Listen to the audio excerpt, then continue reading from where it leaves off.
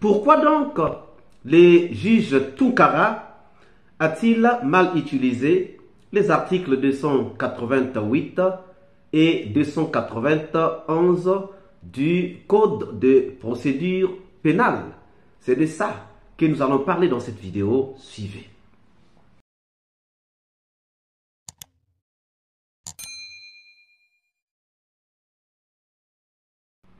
Bonjour, bonsoir, cela dépend de l'heure à laquelle vous regardez cette vidéo. Bienvenue si vous nous découvrez pour une première fois. Encore un réel plaisir pour moi de venir devant vos écrans vous exposer les analyses du Soleil d'Afrique. Le 25 juin 2024, dans ses plaidoiries, Maître Lansine Silla avait évoqué deux articles. L'article 288 et l'article 291 du Code de procédure pénale. Nous vous laissons d'abord suivre parce que ces articles nous seront très importants dans notre analyse. Suivez d'abord Maître Silla et nous reviendrons. Monsieur le Président,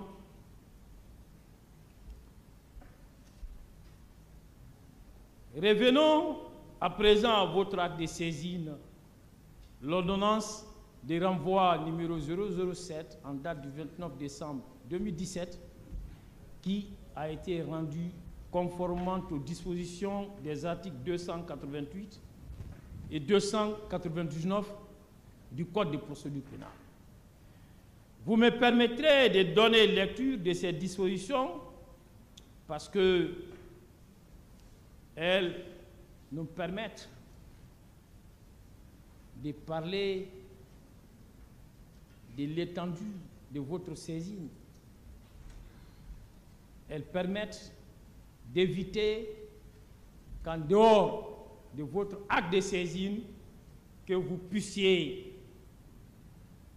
vous autosaisir. L'article 298 de notre Code de procédure pénale dispose: si le juge d'instruction estime que les faits constituent un crime, il ordonne le renvoi de la procédure et un état des pièces à conviction devant le tribunal criminel.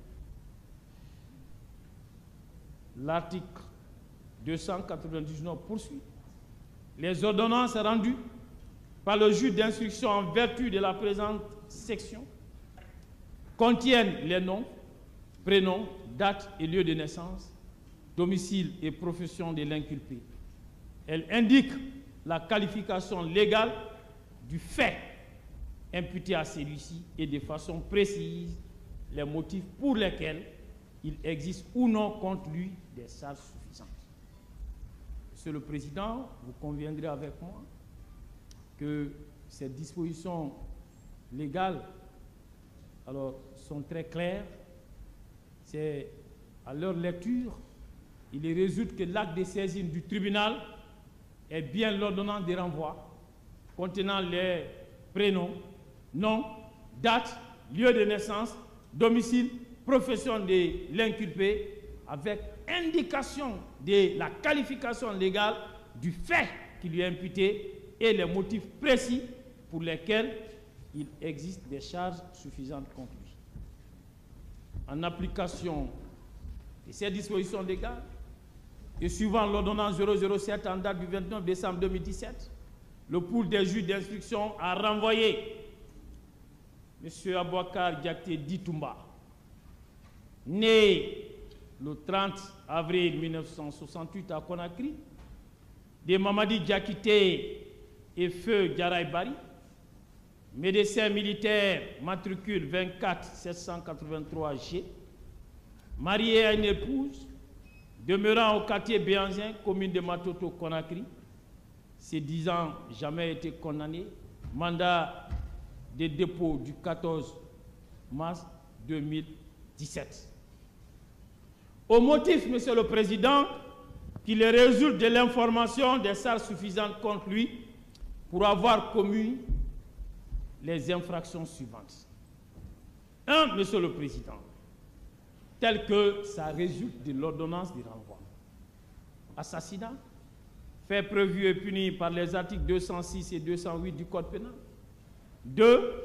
Complicité des viols, fait prévu et puni par les articles 268 et 19 du Code pénal. 3.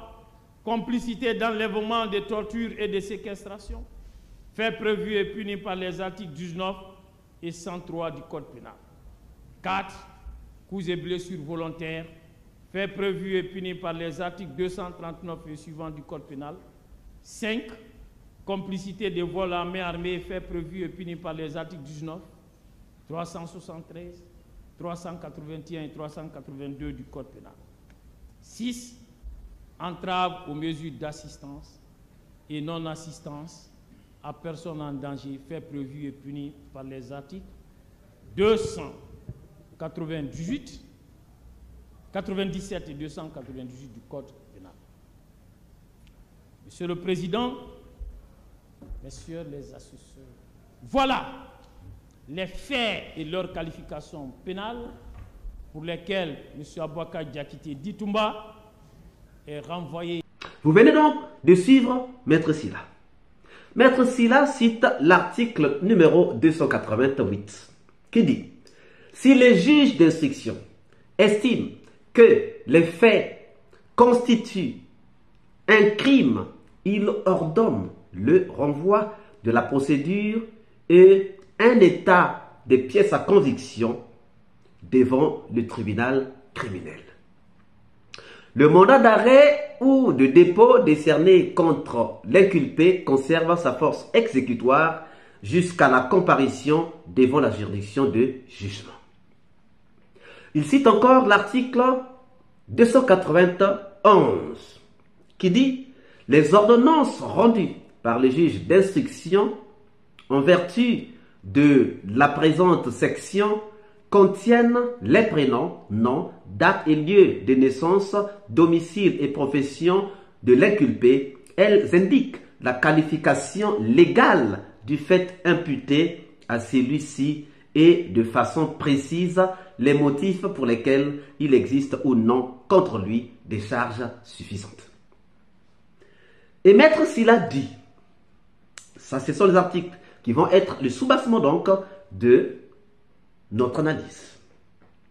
Maître Sylla dit, il en résulte de la lecture de ces dispositions légales que l'acte de saisine du tribunal criminel est bien l'ordonnance de renvoi contenant les prénoms, noms, date et lieu de naissance, domicile et profession de l'inculpé avec indication de la qualification légale du fait qui lui est imputé et les motifs précis pour lesquels il exige des charges suffisantes contre lui.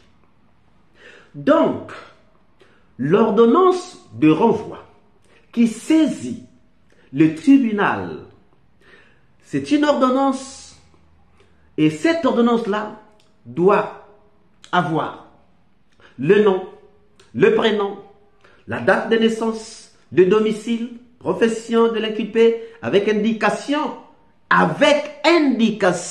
légale, de la qualification du fait qui lui est imputé.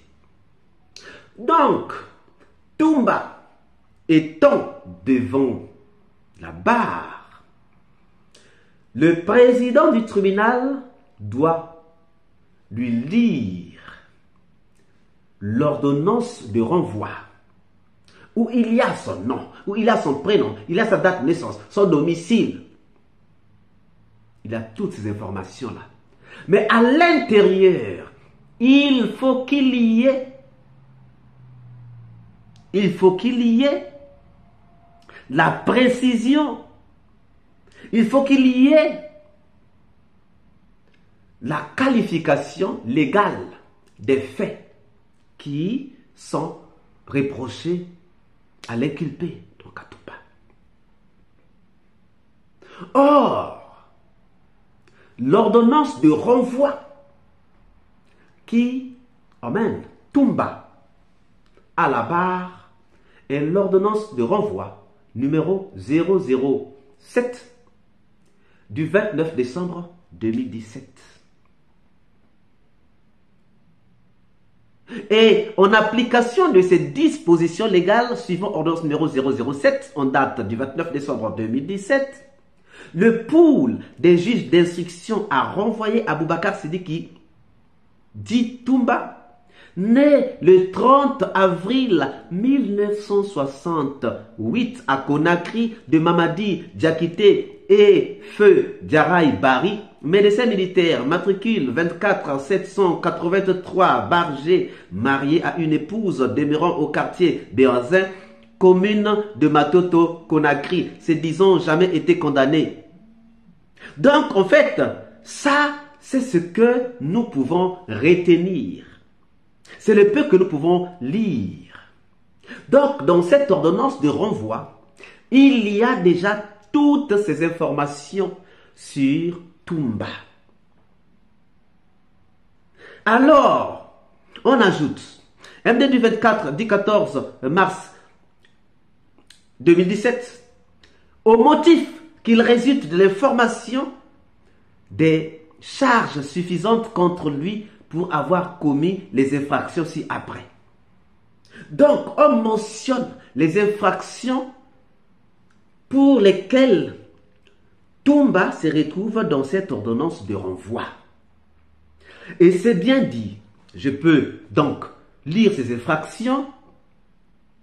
Il y a assassinat, fait prévu et puni par les articles 206 et 208 du Code pénal, complicité de viol, fait prévu et puni par les articles 268 et 19 du Code pénal, complicité d'enlèvement, de torture et de séquestration, fait prévu et puni par les articles 19 et 303 du Code pénal, coups et blessures volontaires, fait prévu et puni par les articles 239 et suivants du Code pénal, complicité de vol à main armée, fait prévu et puni par les articles 19, 373, 381 et 382 du Code pénal, entrave aux mesures d'assistance et non-assistance à personne en danger, fait prévu et puni par les articles 297 et 298 du Code pénal.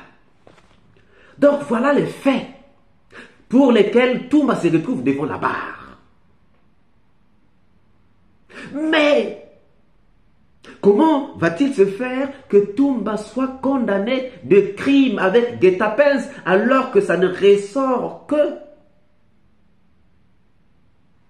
ce n'est qu'une infraction de crime contre l'humanité de la Cour internationale, du tribunal international.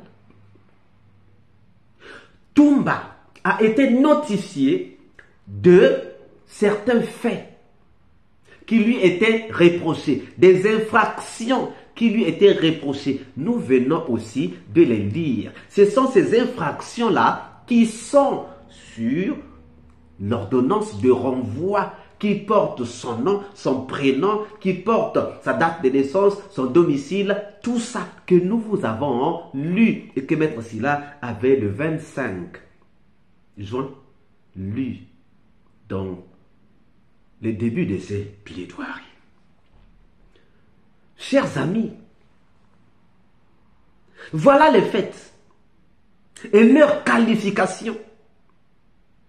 Parce que l'article 288 dit bien qu'il faut qu'il y ait la qualification légale des faits, des infractions qui sont reprochées donc à l'accusé.